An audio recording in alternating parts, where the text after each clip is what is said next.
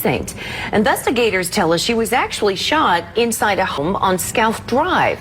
At the heart of Nashville, in the quiet of a summer evening in August 2025, a confrontation unfolded that no one who witnessed it would ever forget. It was not the kind of scene neighbors expected to play out in their community. A wife stood outside a home that was not hers, facing the woman she believed had torn apart her marriage. Inside that house, another woman braced herself for what was about to come, while the man they both loved remained silent, hidden in the shadows. A wife, a mistress, and a husband hiding in silence. This is not just another story of infidelity. It is a story of betrayal that ended in bloodshed. This episode will take you through the life and final moments of 42-year-old Keiona Wilson, a woman who believed she had reached the breaking point. We will examine how a tense standoff at the doorstep of a home in Nashville led to a shot fired, a struggle inside, and the death of a mother who only hours earlier had still been part of everyday life. We will explore the choices made by those involved and the chilling reality of what unfolded when trust was broken and anger replaced reason. As you listen, remember that this is not fiction.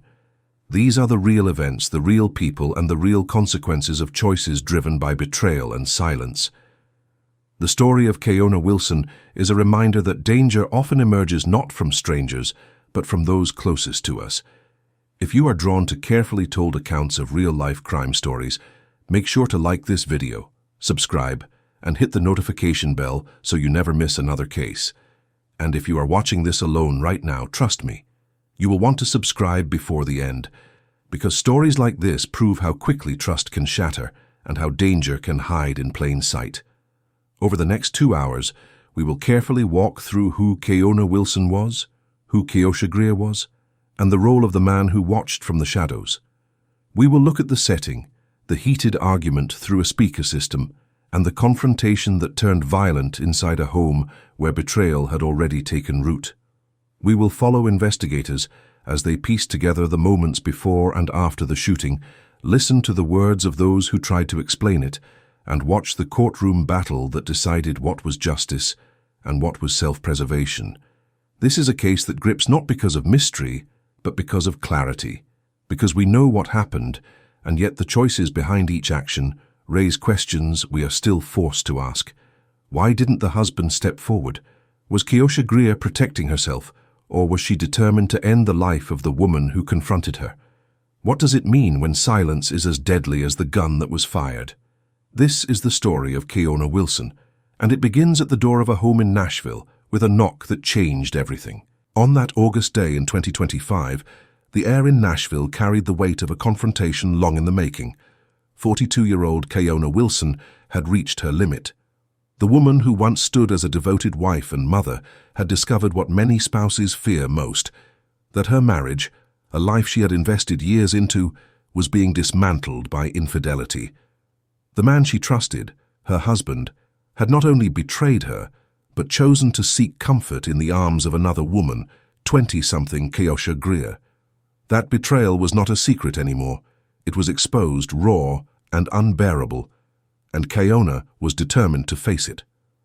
The house where Greer lived sat quietly, indistinguishable from others in the neighborhood, but that evening it became the stage for a deadly confrontation. Keiona arrived with determination. Before she ever reached the door, she noticed her husband's vehicle parked outside. She moved it herself, a symbolic act that spoke volumes. This was not only a confrontation with the mistress, it was also a challenge to the man who had abandoned his vows, yet sat silently inside, hoping perhaps that hiding would shield him from the storm he had caused. Keiona approached the door. Inside, Keosha Greer refused to open it. The two women exchanged heated words, not face to face, but through the hollow echo of a speaker system. Neighbors later recalled hearing the sharpness in their voices, anger mixed with desperation. For Keiona, every second was a demand for answers. For Keosha, every word carried the fear of what would happen if the door opened. But Keiona was not willing to stand on a porch and be dismissed. She forced her way into the home, a decision that would prove irreversible. In those tense seconds, Keosha made her move. She retrieved a firearm and, through the storm door, fired a single shot. The bullet missed. It cut through the air, a warning of what could come. Yet the conflict did not end there. What followed was a physical struggle. Two women locked in a violent clash of rage and fear. During that struggle, Keosha fired again. This time the shot struck Keiona in the abdomen. The moment was chaotic. Keiona, wounded, tried to gather strength. She stumbled away from the home, her life draining with every step. Neighbors saw her collapse near the street, where she flagged down responding officers. Even then, her voice carried urgency, a desperate plea for survival. First responders rushed her to the hospital. Doctors fought to save her life, but the damage was too great. Hours later, the woman who had come to that door seeking answers was gone. Inside the home, her husband had remained silent, hidden, never stepping in, never shouting, never pulling the two women apart. His silence became one of the most haunting details of this case.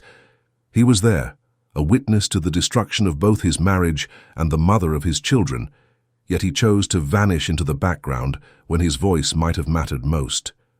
This tragedy shook not only a family, but a community. The questions it left behind were heavy. Was this an act of self-defense by Keosha Greer, cornered in her own home? Or was it an act of escalation, where anger and betrayal ended with a gun turned on the woman demanding answers? And what of the husband? What responsibility did his silence bear in the death of Keiona Wilson? This is not just a story of one shot fired. It is a story of choices. Choices made in silence, choices made in anger, choices made with a weapon. Choices that led to the death of a woman who believed she was confronting betrayal, only to meet her final moment in the home of her husband's mistress. This is where the investigation begins. When officers arrived on the scene, they were met with a sight that would etch itself into their memories. On the pavement near the home, 42-year-old Keiona Wilson lay slumped, bleeding heavily from a wound to her abdomen. She had managed to summon them with what little strength she had left, flagging down help even as her body was failing. Her words were fragmented, but they carried the weight of urgency. She had been shot, and the woman inside that house was the one who pulled the trigger. Paramedics rushed to stabilize her, lifting her into an ambulance that would race her to the nearest hospital. In those frantic moments, hope still lingered, but the severity of her injuries made survival uncertain. Inside the home, officers found 20-something Keosha Greer. The woman who had fired the gun was shaken, but composed enough to speak. Her claim was immediate. She had acted in self-defense. She told officers that Keiona forced her way into the home, that she feared for her safety, and that the firearm was her only means of protection. Her version of events was one of reaction, not aggression. Yet, the presence of Keiona's husband inside the home painted a far more complex picture. He had been there all along, a silent observer, concealed during the altercation, emerging only after the chaos settled. When asked why he hadn't intervened, his responses were thin, unsatisfactory, and left officers questioning his role in the tragedy. Investigators began piecing together the sequence of events. They spoke with neighbors who heard shouting through the speaker system, followed by the deafening crack of a gunshot. They retraced Keiona's steps, from moving her husband's car in an act of defiance to pushing her way into the home where her confrontation turned deadly.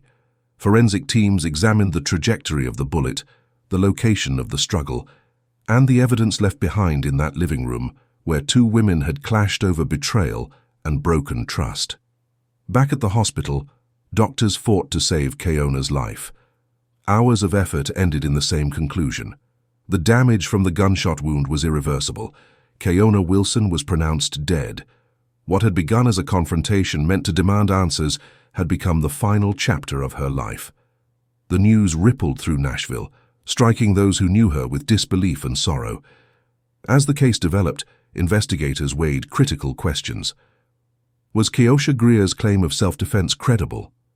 Tennessee's laws regarding the right to protect oneself in one's own home would play a critical role. Yet the details complicated the matter. Keiona had entered forcefully, but she had not been armed. Witness statements confirmed she was the one who initiated the confrontation, but they also confirmed she had been shot during a struggle, not in the moments of forced entry. Attention also turned to the husband. His silence became one of the most unsettling aspects of the case. He was the link between both women, the reason for their confrontation, and the only one who could have de-escalated the situation before blood was shed. Yet he remained hidden, neither defending his wife nor protecting his mistress. For many, his absence of action was a betrayal deeper than the affair itself. In the days that followed, the community reacted with outrage and grief. Some sided with Keiona, believing she was a woman pushed to the edge by infidelity and humiliation. Others viewed Keosha's actions as a desperate attempt to survive an intruder's rage.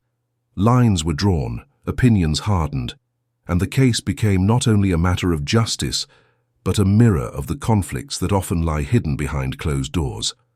This tragedy was not the story of strangers colliding. It was the story of people bound by intimacy, by secrecy, by betrayal, and of how one night of confrontation ended with the death of a woman who sought answers, and the silence of a man who chose not to speak when it mattered most. And so the investigation pressed forward. The investigation into the death of Keiona Wilson quickly became one of the most emotionally charged cases Nashville had seen in years. Detectives began their work by revisiting the events of that night in meticulous detail, speaking with neighbors, gathering surveillance footage, and documenting every statement made by those involved. The timeline was clear. Keiona arrived, moved her husband's car, argued with Keosha Greer through the speaker system, forced her way inside, and was ultimately shot. But clarity of events did not equal clarity of justice. Police first turned their focus to the weapon. Forensic experts confirmed that the firearm belonged to Keosha Greer. The bullet casing matched her gun, and the shot that ended Keona's life had been fired at close range during the scuffle. The angle of entry suggested a struggle, lending some weight to Keosha's claims that she fired while fighting for control. Yet there was another layer. Why had she fired once through the storm door before the struggle even began? That first shot missed, but it proved she had made the decision to pull the trigger even before physical contact was made. For prosecutors, this detail was critical. Next, attention shifted to the man who stood at the center of this tragedy, yet did nothing: Keiona's husband. He admitted to being inside the home at the time of the shooting. He admitted to hearing the confrontation, but he insisted he had stayed out of sight because he feared escalating the situation. His explanation was thin, and it enraged those who believed his silence amounted to complicity. To many, his choice to remain hidden symbolized the ultimate betrayal, abandoning his wife in her final moments of need while protecting the woman he had chosen over her. Detectives pressed him for details, but his testimony added little beyond confirming what was already known. The days following the incident were filled with interviews. Neighbors spoke of hearing the heated exchange and then the piercing sound of gunfire. Family members of Keiona described her as a woman pushed to desperation, someone who felt cornered by betrayal. Friends of Greer described her as a woman terrified of being attacked in her own home. The two narratives clashed, and investigators were left to decide which was closer to the truth. As the medical examiner's report was completed, it revealed the devastating damage caused by the gunshot wound. The bullet had torn through vital organs, leaving little chance for survival even with immediate medical attention. This report became a cornerstone for prosecutors, solidifying the severity of the charge they would consider filing against Greer. Meanwhile, the community began to fracture over the case. Some argued that Greer had every right to defend herself within her own home, pointing to laws that permitted deadly force against intruders. Others insisted that Keiona, though confrontational, did not deserve to die, and that Greer's actions had crossed a line from defense into murder. The silence of the husband only deepened the anger. For many, he had not just betrayed his marriage, but had allowed that betrayal to end in bloodshed. In the weeks that followed, investigators built their case. They gathered digital evidence, uncovering messages between the husband and Greer that painted a picture of an ongoing affair. They examined Keiona's state of mind, considering whether she had premeditated the confrontation or whether it was an impulsive decision fueled by heartbreak. Piece by piece, they assembled a case that was not simply about a gunshot, but about the tangled web of human relationships, secrets, and silence that led to it. By the time the case was handed to prosecutors, one question remained at the forefront. Was this a tragic act of self-defense, or was it a killing born from anger and fear in a love triangle that had already destroyed too many lives? And with that, the focus shifted from investigation to courtroom. As the courtroom proceedings began, the case of State versus Keosha Greer quickly drew public attention. Journalists filled the benches, cameras waited outside, and members of the community came to hear how the justice system would weigh betrayal, infidelity, and the fatal shot that ended the life of 42-year-old Keiona Wilson. For many, this was not only a trial about one woman's actions, but also a test of how the law would interpret the thin line between self-defense and murder. The prosecution laid out its case first. They described how Keiona had confronted Greer, not with a weapon, but with anger and words. They highlighted the fact that Keosha had already fired once through the storm door before Keiona ever crossed the threshold, establishing that she had been willing to use deadly force even before physical contact. They argued that the fatal shot in the abdomen was not an act of protection but one of escalation, a decision that transformed a domestic dispute into a killing. Witnesses were brought in, neighbors who heard the confrontation, officers who arrived at the scene, and forensic experts who explained the bullet's path. Each piece of evidence was meant to paint a picture. Keosha Greer was not simply defending herself. She chose to end the conflict with a gun. The defense countered with equal determination. They portrayed Keosha as a woman trapped in fear within her own home. They reminded the court that Keiona had forced her way inside, uninvited and aggressive. They argued that the first shot, fired through the storm door, was a warning, not a direct attempt to kill. The fatal shot, they insisted, came during a struggle, a chaotic moment where Keosha believed her life was in danger. They leaned heavily on Tennessee's laws regarding self-defense and the right to stand one's ground inside one's own residence. To the defense, this was not murder, but survival. Throughout the trial, the husband's role remained a haunting presence. Called to testify, he was asked directly why he had not intervened. His responses were subdued. He said he feared making things worse. He admitted he was in the home, aware of the confrontation, but chose to stay hidden. To many in the courtroom, his words offered no comfort, no clarity, only a reminder of the silence that had cost so much.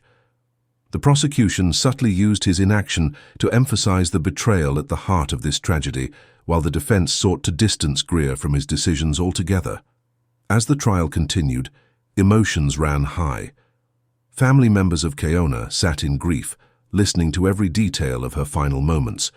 Friends and relatives of Greer sat in anxious silence, waiting to see if she would be condemned as a murderer or acquitted as a woman who acted to protect herself. The media reported on every development, framing the story as a deadly love triangle that had gripped Nashville. Closing arguments brought the tension to its peak. The prosecution spoke of a woman who had come to confront betrayal and had instead been met with bullets. They argued that anger, not fear, had guided Greer's hand.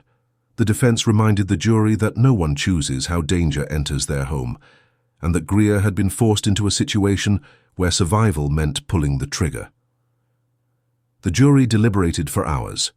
When they finally returned, the courtroom held its breath. The verdict would decide not only Greer's future, but also how this tragedy would be remembered. Whether it was justice for Keiona Wilson or recognition of Greer's fear, one truth remained. The choices made in that house had left scars that no verdict could ever heal. And as the gavel struck, the aftermath of the trial began. The courtroom was silent, eerily silent, as the jury filed back into their seats. Every eye was fixed on them, every breath in the room suspended in uneasy anticipation.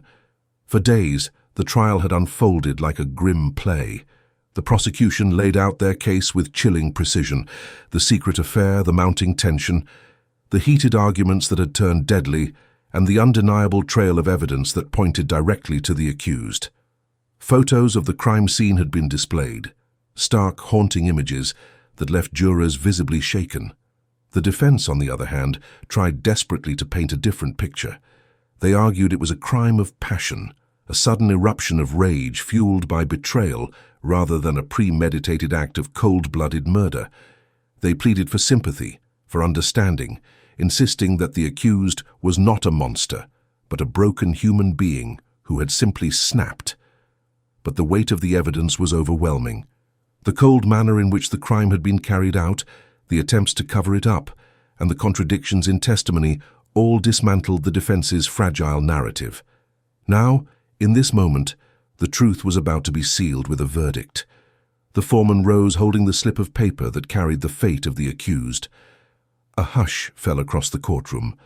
Families of both the victim and the accused sat rigid, gripping the edges of their seats, their lives forever bound by this devastating act. On the charge of first-degree murder, the foreman began, his voice steady but heavy with gravity, we, the jury, find the defendant guilty.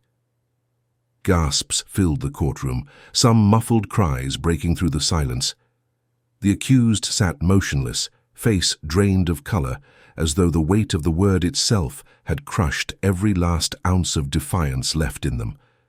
The victim's family clung to one another, tears streaming down their faces, not of joy but of sorrow, mixed with a fragile sense of justice. No sentence, no verdict could ever truly bring back what was lost, but this decision was the closest thing to closure they would ever know. The judge's voice broke the tense atmosphere as he prepared to issue the sentence. He spoke of betrayal, of the sanctity of life, of the cold violence that had destroyed a family and shaken a community. His words were measured but firm, underscoring the seriousness of the crime. And then, in a final blow, he delivered the sentence, life imprisonment without the possibility of parole. The courtroom exhaled, the finality of it settling like a heavy stone. Outside the courthouse, the case had already become a public spectacle. Reporters crowded the steps, microphones raised, cameras flashing as headlines spread the news across the country. The story was everywhere, on television, in newspapers, on the internet. It wasn't just a murder trial, it had become a cautionary tale about betrayal, obsession, and the devastating consequences of unchecked rage.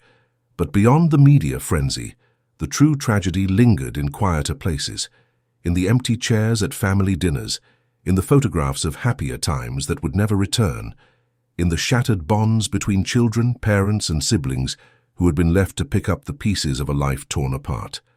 The convicted would spend the rest of their days behind bars, haunted by the choices that led to that fateful night.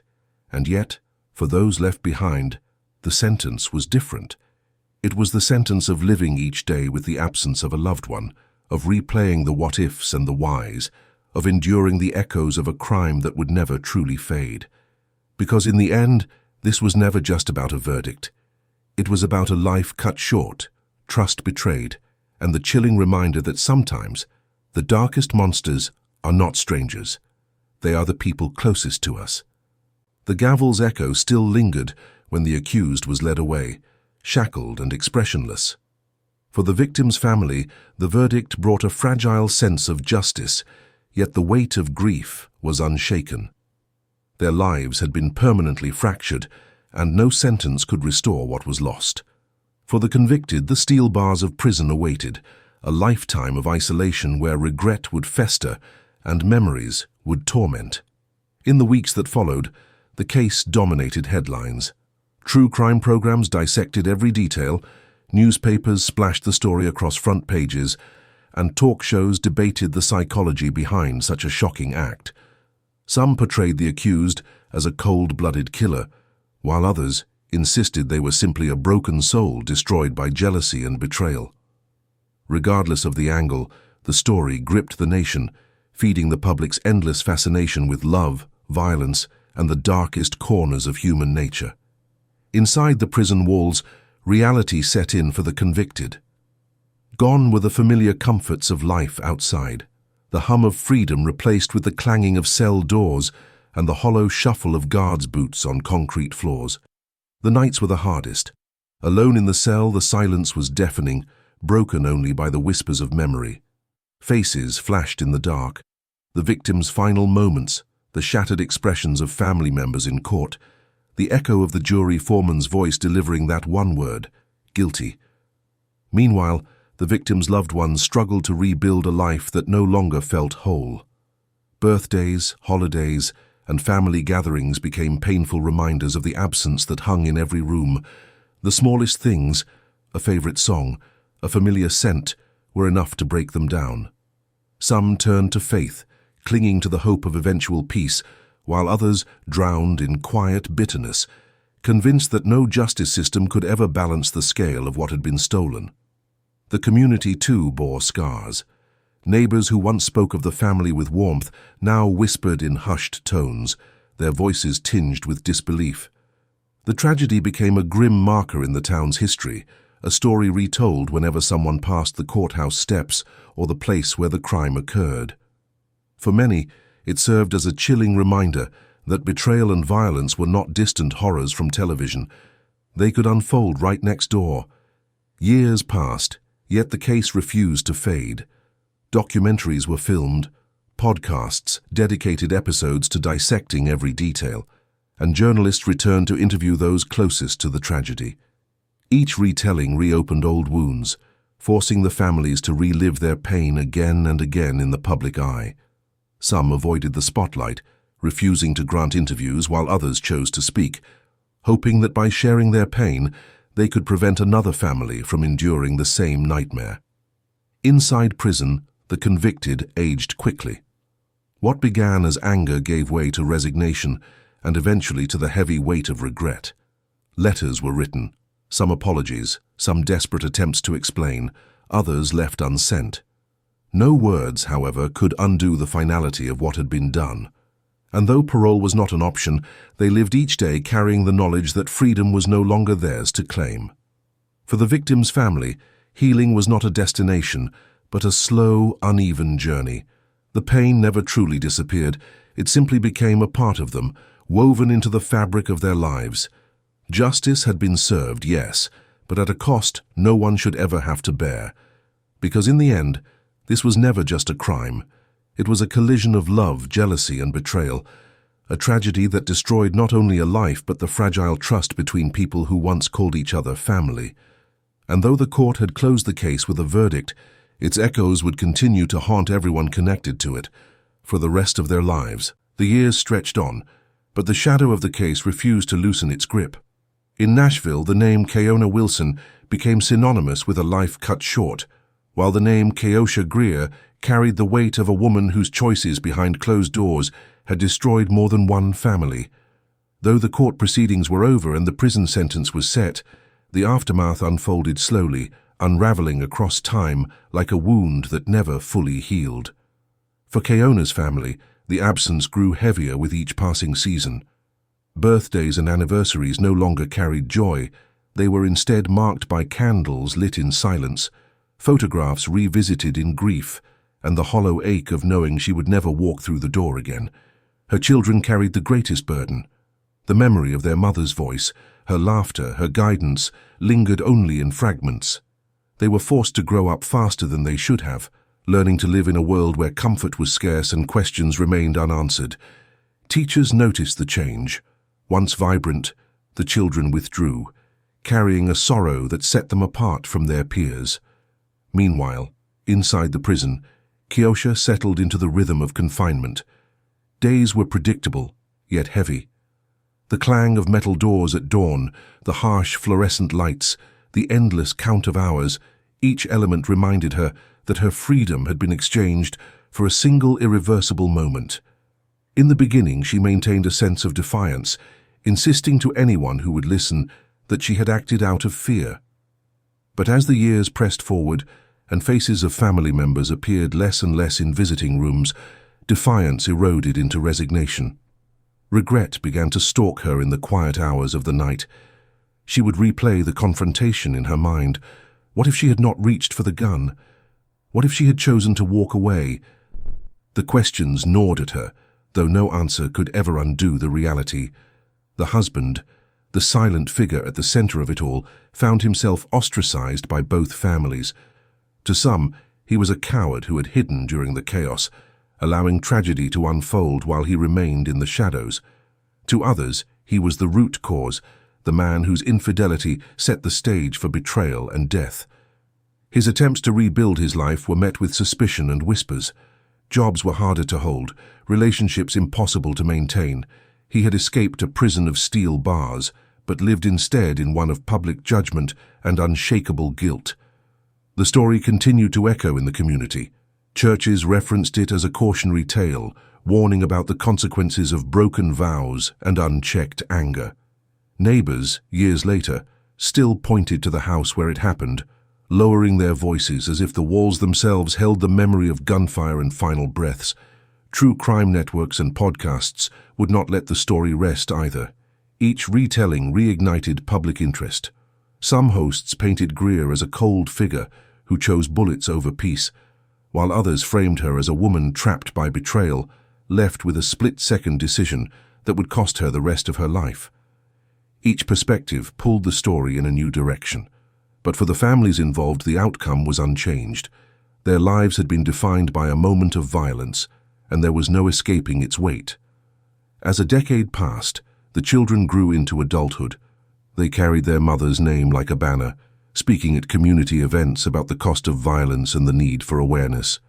Their voices trembled with emotion, yet they stood strong, determined to ensure that their mother's memory was not reduced to a headline or a courtroom transcript. For them, the tragedy was not entertainment, it was a lifelong scar. And so the case of Keiona Wilson and Keosha Greer endured, not just as a story of a crime, but as a reminder of how fragile human trust can be. One confrontation, one silence, one trigger pulled, and lives were forever broken.